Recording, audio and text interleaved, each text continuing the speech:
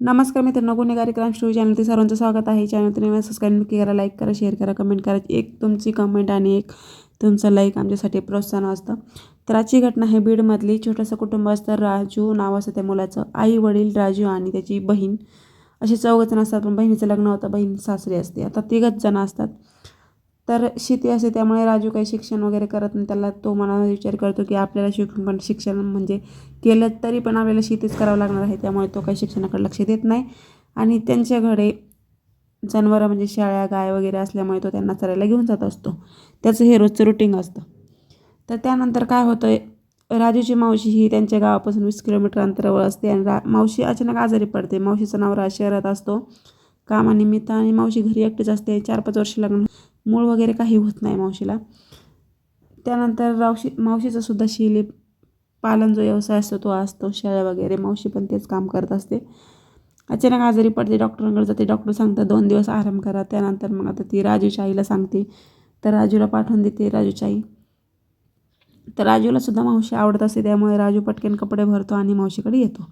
मावशीकडे आल्यानंतर पहिल्या दिवशी मावशीची तब्येत खूप खराब असते. मग मावशी काय करते, राजू बोलतो मी करतो स्वयंपाक, पण मावशी म्हणते नाही.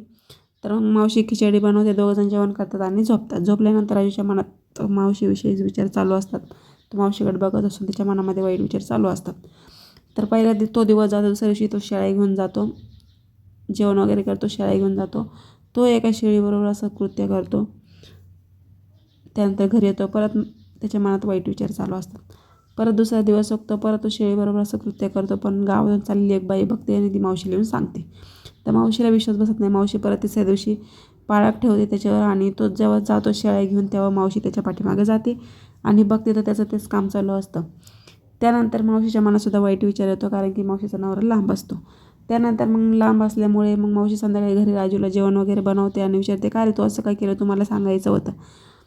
तर तो म्हणतो मावशी माझ्याकडून चुकी झाली, मी परत असं काही करणार नाही, पण हे सगळं तुझ्यामुळं झालं. तर ती म्हणते माझ्यामुळं कसं काही झालं. तो म्हणतो मग मला तू आवडत होती, त्यामुळे माझ्या मनात असे वाईट विचार आले. तर तिथून पुढे दोघांचे नैतिक संबंध चालू होतात. मावशी त्याचा हातात हात घेते आणि मावशीच्या मनातसुद्धा वाईट विचार आलेले असतात. त्यामुळे तिथून त्यांचे अनैतिक संबंध चालू होतात. तर आजच्या अशा घटना खूप जगामध्ये अशा घडत आहेत. तर मित्रांनो, तुम्हाला काय वाटतं कमेंट करून नक्की सांगा. तर याचा शेवटसुद्धा भयंकरच होत असतो.